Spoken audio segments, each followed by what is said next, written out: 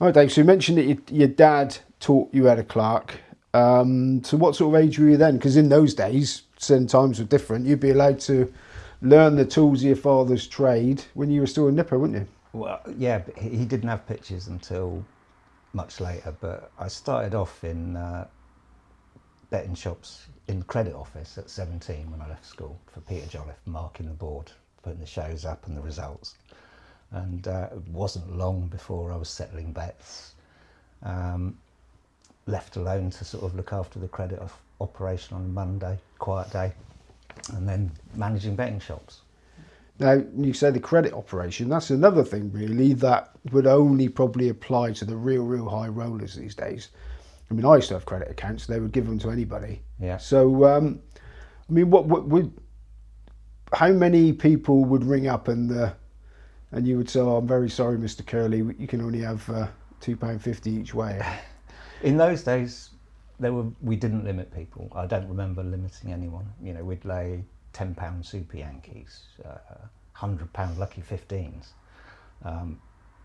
The clients were good, but you know, credit operations were you had to win it twice. You had to beat them and be able to collect. And then you guys get paid as well, yeah. Yeah. I mean, would it have, back in those days, we're probably going back to 10% tax still, aren't we? Yes. So nobody actually won, did they, in betting shops? No. You wouldn't have thought. Serious punters wouldn't have been Serious betting. punters, but professional punters can't win paying 10% tax. The adage is that you can win 10% of your turnover as a professional punter. That would be quite high as well, wouldn't it? Yeah. So so there's really easy. The tax whittled away all the serious punters. They would have been on course having it with illegals. Yep. Or on the cuff. £1 Super Yankee, yes. So you worked with Peter Jollife. I mean, I remember Peter Jollife had the betting shop at Taunton, didn't he? Yep. We had multiple betting shops around Bournemouth and Poole in those days. Credit office was in Poole. I think it was 12 or 13 shops. Yeah. He was clerking that day. I couldn't get the 4 monkeys back for your dad at Royal Ascot as well. Anyway, we won't mention that ever again. I'm still number 1 in his black book apparently. So then, so between this and working for Derek Barnes, you obviously became Swampy. So how long were you out of the game for? About 10 years. Really? Yeah. Right. So why? Was it the lure of capitalism that brought you back? The lure of the dollar, yeah. Starting to Clarke for my dad while I was still sort of living an alternative lifestyle. Did you lose all interest then in the racing?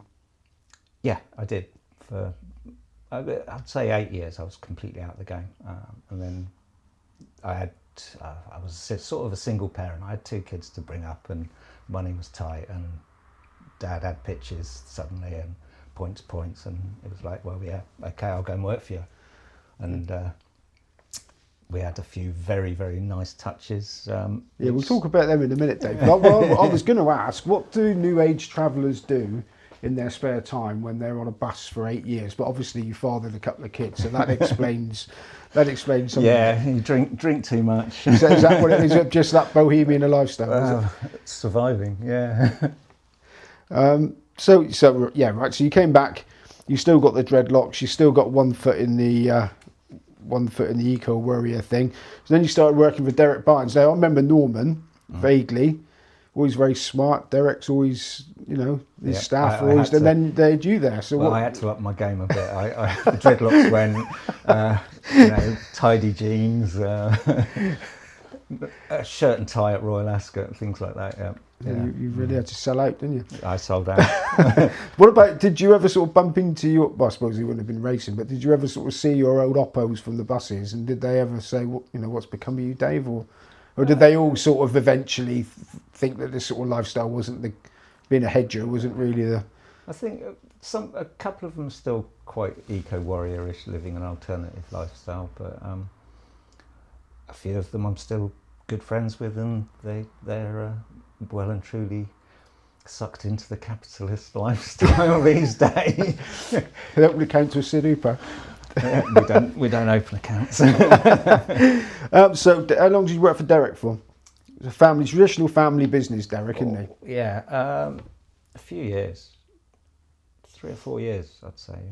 Yeah. And then when Ivor Perry sort of poached me, it was the introduction of computers into the race course that caused that one. Yeah, that was the big change happened all very quickly, didn't it? So we started with Derek on the pencil and you finished with Derek when it was the space age. Well, I finished with Derek just as the computers were coming out. Ivor bought a computer set from Betlink. He said, "Come on, my lad, you know how to use these things. Come to Towster with me." So we took a computer and the tripod to Towster. He won £9,000, paid for the system, and he offered me a job. Yeah, that's handy, my lad. Mm-hmm. Yeah, so you worked for Ivor for... And Ivor was because I worked for Ivor after you. In fact, I got your job, I think. And Ivor was a big layer, wasn't he? And he was also very opinionated. So tell us a bit about the sadly late Ivor now. Yeah, God rest his soul. Well, his if he didn't fancy one, he would stand it, but he would only stand it for half what he could win. So if we could win £2,000, happy to have one for £1,000. Not a problem. Oh, right. And it was always paddock picks with him. He would go to the paddock religiously every race. Yeah. Come back and say, "This one looks good. We'll be with this one," and he'd bet him. He was quite a fierce better. Yeah. And when his paddock pick and my speed figures guy agreed, I would have twice as much on as I normally have. Yeah, he was fearless, wasn't he, old Ivor? Mm-hmm. So you obviously knew how to use, because everybody was learning on the job, weren't they? Yeah. I remember that the Lovells brought the computers into the ring. Lawrence was the only one at one point that knew how to use it, and his car batteries and piles of crates and all that stuff. So when did you were you sort of into computers and stuff like that before you started, or did you have to do were you technically minded? I was technically minded, yeah. Did you have like a Commodore 64 at home or something? Like, you wouldn't have done in the bus, would you? Yeah, well, by then I was firmly in Scotland, bricks and mortar. A mate of mine who was very technical came round one day, before computers and that, on the race course, gave me a box and said, "Build your own computer." So I did. If I was struggling with anything, I'd just sort of go, "What do I do here?" And he'd tell me, and he wouldn't help.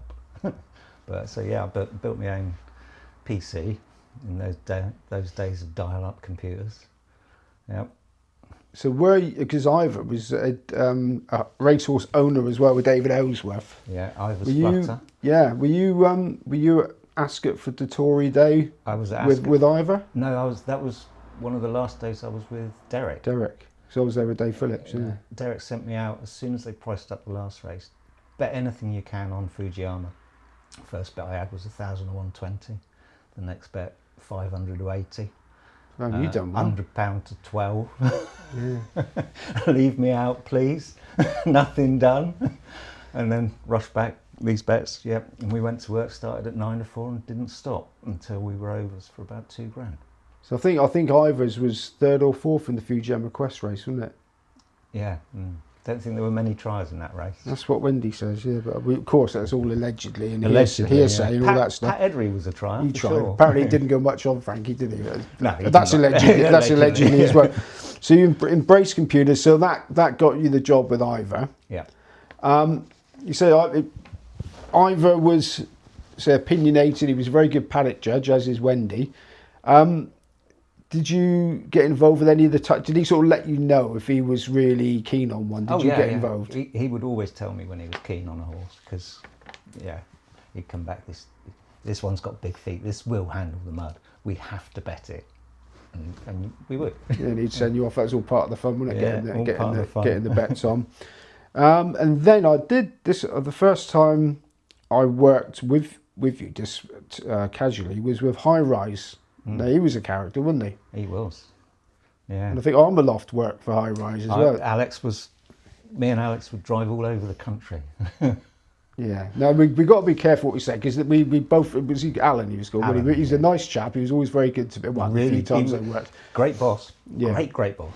Yeah, but I remember trying to have a hedge bet at Lingfield where we went because you drove me back in the snow, didn't you, that Yeah. night? Oh. And I said to Barry, I called for a hedge bet, and he said, "You got that?" He said, "Who's it down to?" And I said, "Highrise," and he said, "I risk more." High risk, Yeah. yeah. So it was a bit. Well, it's because we'd stand behind him on the second line, third line at Lingfield, and top him and take all the money. You know, he'd take like $5,000 and we'd be holding 15, 20 grand. And he was like, he couldn't catch a breath. No, well, I got to say at this point, he wasn't saying high risk because he didn't think he was going to get paid. He was going to high risk because he was standing for the Bank of England in the poor pitches. Stand them. Mm. Now, you said that there's loads of stories, but you can't really tell me any. There must be one or two. Well, we did go Glorious Goodwood one year and taking on the likes of Dudley and Taking on Dudley Roberts. Yeah, Dudley Roberts. One of the most feared punters on the course. Yeah. So we'd been beating them for a while, but we went to Glorious Goodwood. First day we knocked it out to them. So that's Tuesday. Wednesday we've won 30 grand. We left losing over 100 grand on the week. And they had the lot. Yeah, the next year I didn't stand them. No, because he's still around, is he, Al? As far as I know, I mean, I've not caught up with him in a long time. No. No. So did you leave to go to RDT, or did once again you get headhunted? I got headhunted when RDT was starting up. I'd worked for Betlink before, in between Ivor and Highrise, but then RDT came a knocking and said, "Come and work for us," and I was like, no. I like what I'm doing. So I started consulting. So I was on double wages for about 3 months, and that was great. But then I believe their head man just told them to give me what I wanted. So they made me an offer I couldn't say no to. And I went to work for them and did that for probably 12, 13 years.